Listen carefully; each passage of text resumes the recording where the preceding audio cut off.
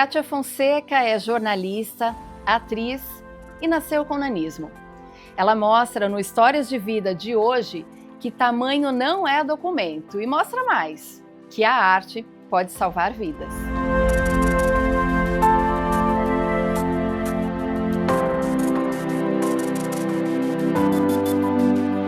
Que foi de uma maneira muito natural e eu dou crédito à arte, porque a minha mãe era professora de piano e ela tinha uma escola de música. Nessa escola de música, além de música, tinha aulas de mímica, que a gente chamava, que é expressão corporal. Desde que eu me entendo por gente, eu fazia essas aulas. Pequenininha, assim, pequenininha eu sempre sou, mas novinha, com 4 ou 5 anos, já estava nessas aulas de mímica, já estudava piano. Eu aprendi a tocar piano antes de me alfabetizar. Eu acho que a arte me abriu muito os horizontes, sabe? E a arte, que é o que eu sempre digo, põe a arte na sua vida, porque a arte dá a autoestima que a gente precisa. Porque quando você consegue tocar uma música no piano, quando você consegue interpretar ou pintar um quadro, a sua autoestima vai lá em cima. Todo mundo, ai, que lindo, você mesmo acha lindo. Então, isso daí dá uma autoestima muito grande. Depois eu percebi que eu não ia crescer. A questão da deficiência de braços e pernas foi muito pouco tempo, assim, com 30 anos, 20. Mas que eu não ia crescer, o problema é que eu não ia crescer, né? Porque aí os meus amiguinhos todos cresciam e eu não. E aí eu brinco, no livro tem isso também, que tinha uma mesa na copa de casa, e aí eu comecei a me medir pela mesa. E aí eu percebi que passava ano, saía ano e eu não crescia. Mas olha, não tive trauma sobre isso. De verdade, acho que o trauma, não tive trauma, eu não sei se é arte, eu acho que é arte, a cabeça aberta. Teve um episódio, porque criança é muito cruel, né? Criança faz bullying, tira sarro. Eu tinha uma amizade, eu morava numa vila, tinha um monte de criança, e na frente da vila tinha um favelão, assim, uns barracos de madeira. E um dia eu estava brincando, saí na rua e a molecada da favela tirou sarro de mim. Aleijadinha, andando atrás de mim. Nesse dia eu chorei, aí fui para casa, minha mãe estava em casa, aí ela me pegou no colo, me levou na janela e falou, olha a casa que eles moram. Olha, está todo mundo descalço. Vê que eles não têm roupa, eles não têm o que comer. Quem que é mais feliz? Quem que tem problemas? Eles têm problemas muito maiores do que o seu. Você tem uma casa, você tem mãe, você tem pai, você estuda, eu te levo no cinema, te levo no parque. Você pode ser muito feliz. E eles, coitadinhos, não tem nada, ainda me fez ficar com pena dos caras, do viado, que me xingaram.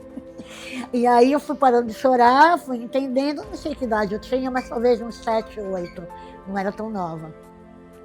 E aí eu fui entendendo que realmente a felicidade não estava no formato do meu corpo, mas estava na felicidade, no bem-estar, no afeto, que era uma coisa que as crianças não tinham.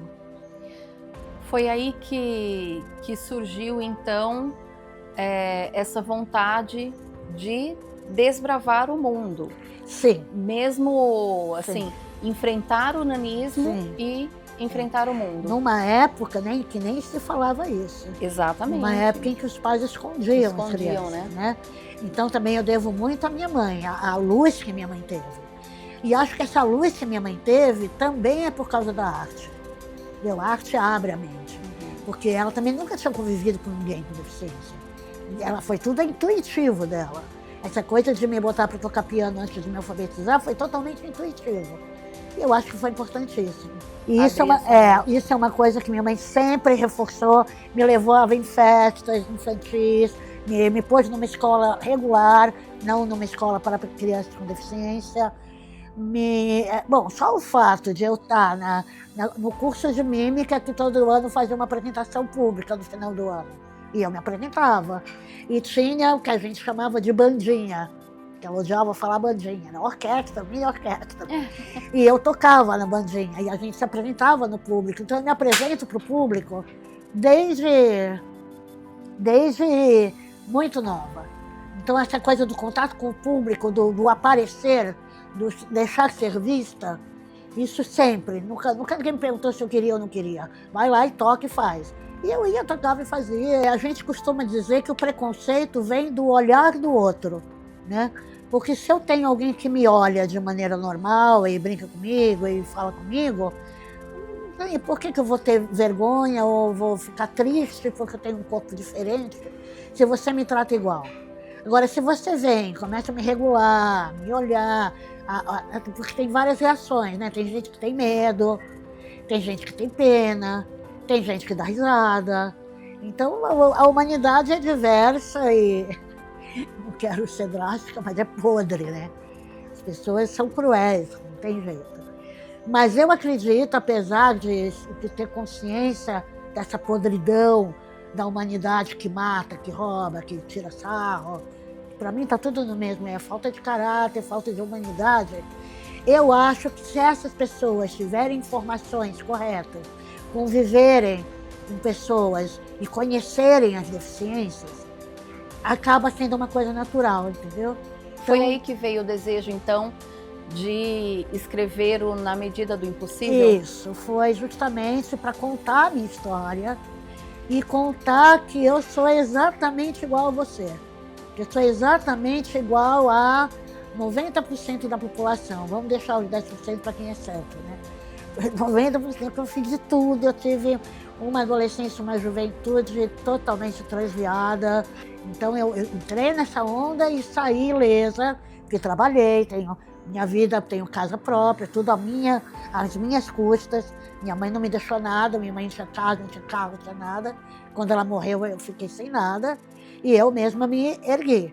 Então, por isso que eu conto dessa minha fase porra louca, que eu conto no livro, para mostrar que é igualzinha a todo mundo, entendeu? Eu também fui uma jovem revoltada, mas não por causa do corpo.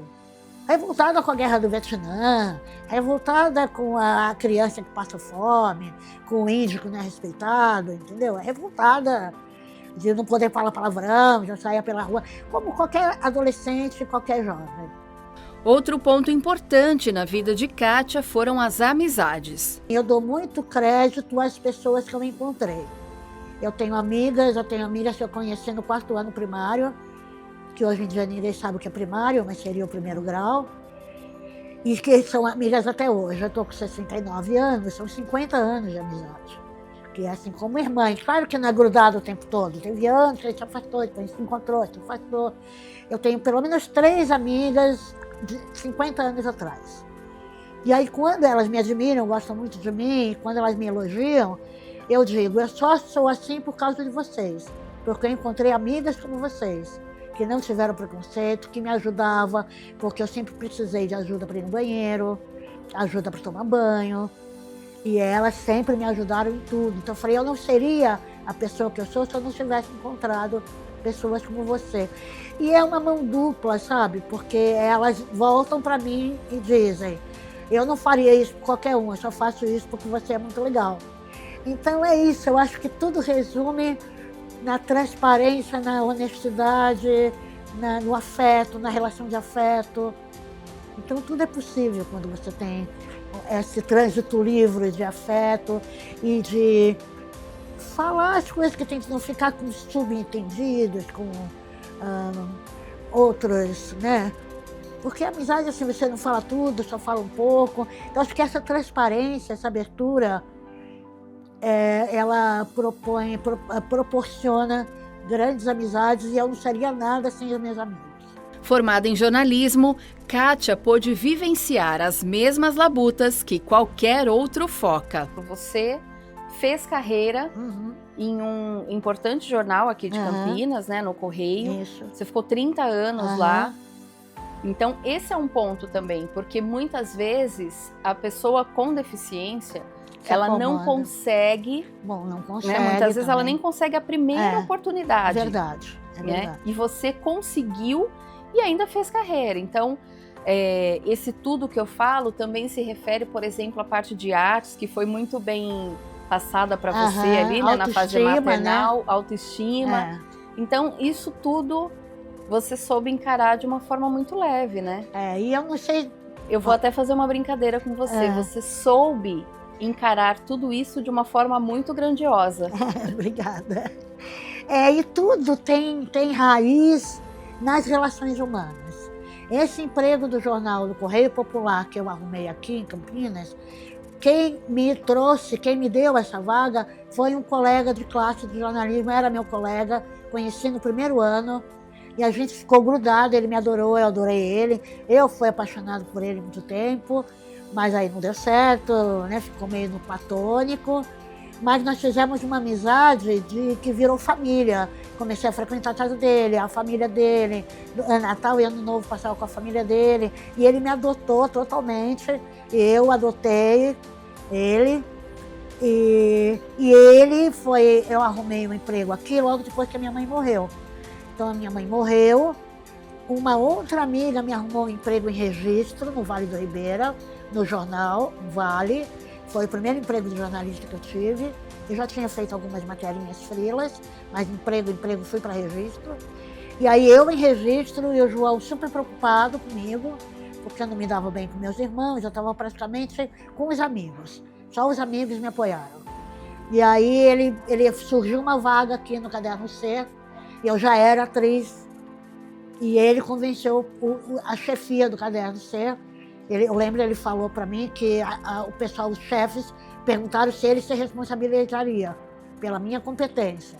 Porque, claro, todo mundo fica assim, será? Ela só quer o emprego e vai ficar de boa, e a gente vai ficar com pena e não vai poder fazer nada com ela?